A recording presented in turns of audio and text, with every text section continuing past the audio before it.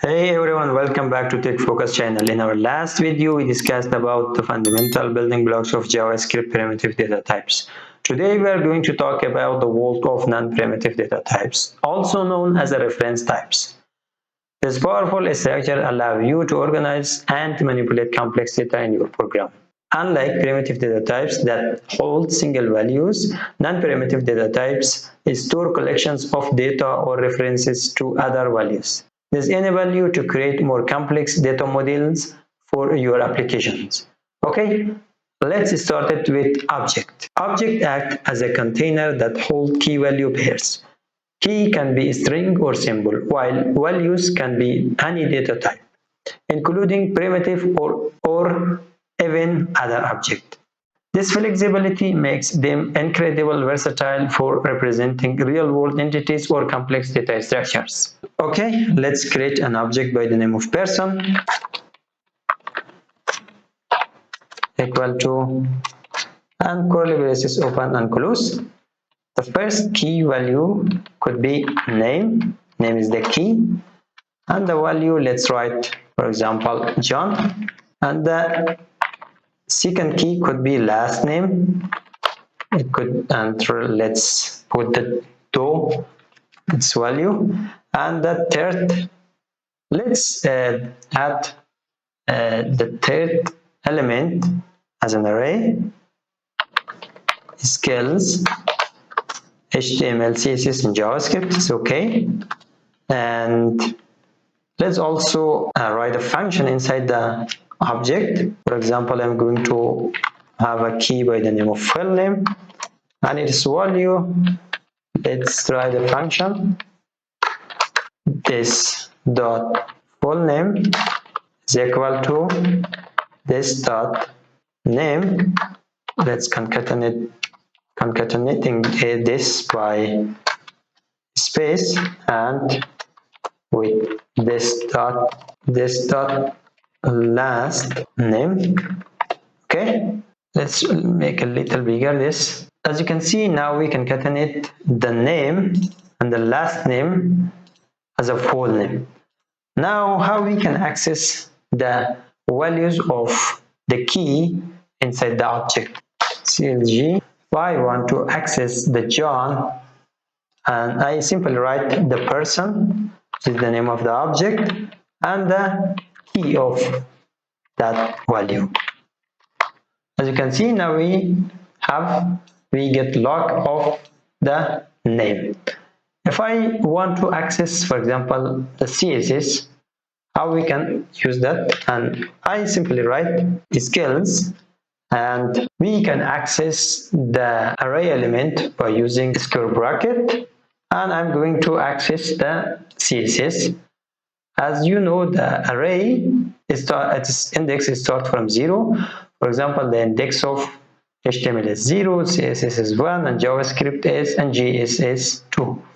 So if you want to access this one, we can use the index of this one. What is the index of CSS here?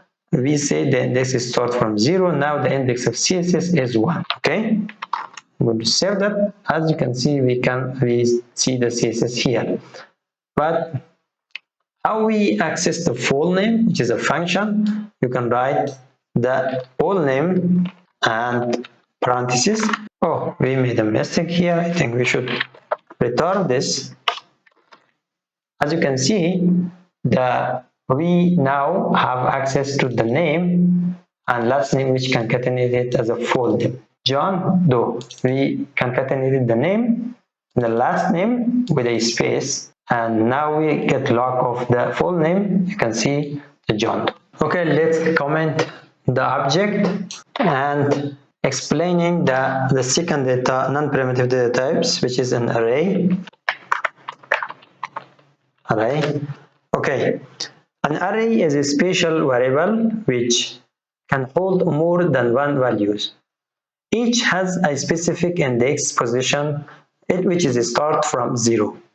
This element can be of mixed data types, providing a convenient way to store and manage sequential data. Okay, let's create an array. Const, I'm going to create an array by the name of fruits, and let's have banana, and we can also have another data types, for example number and true something, or even null. So this is an array. An array is store multiple values in a single variable, which is, as you can see here, we can have multiple data types. We can use multiple data types inside an array. The array is a numeric indexed array. The index starts from 0.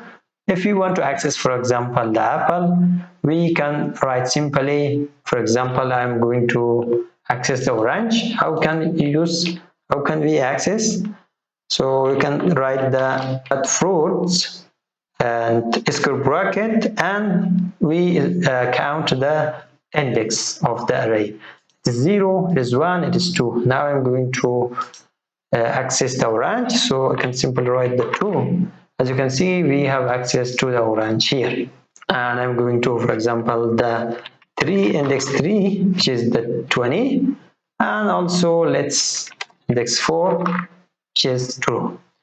We can easily access the element of an array by using the name of array and square bracket before the name and writing the index of the element. Okay, let's comment this code in array, and let's talk about the third non-primitive data types, which is functions. Functions are reusable blocks of code that perform a specific task.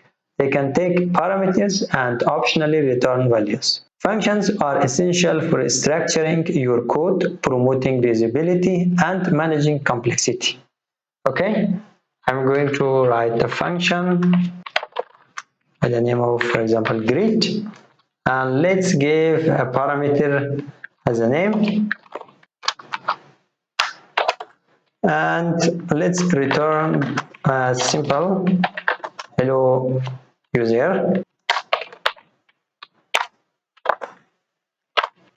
And I'm going to save in the variable by the name of message, and let's add the name as an argument to the greet, for example John, which is the value of this parameter, and let's log our function, which is the message in this case.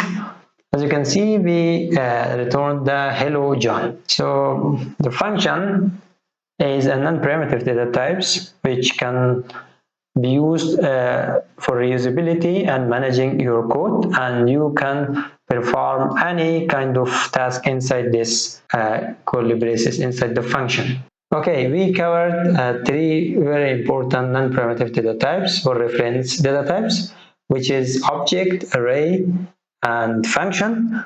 But there are more non-primitive or reference data types like set, map, date, regular expression, and you gradually will understand all of them during this tutorial. But let's briefly review the difference between primitive and non-primitive data types. The primitive data types is string, number, big int, boolean, undefined, null, symbol.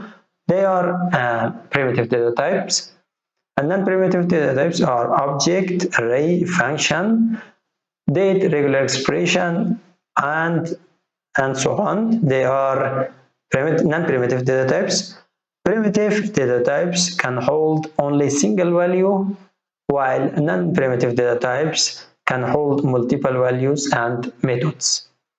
Primitive data types are immutable and their values cannot be changed, while non-primitive data types are mutable and their values can be changed. Primitive data types are simple data types. Non-primitive data types are complex data types. By mastering non-primitive data types, you unlock the power to building a well-structured and efficient JavaScript application. Remember, practice makes perfect. Practice with these data types in your code to solidify your understanding. If you have any question or want to explore specific data types further, leave a comment below, and don't forget to like, share, and subscribe for more videos. Thank you.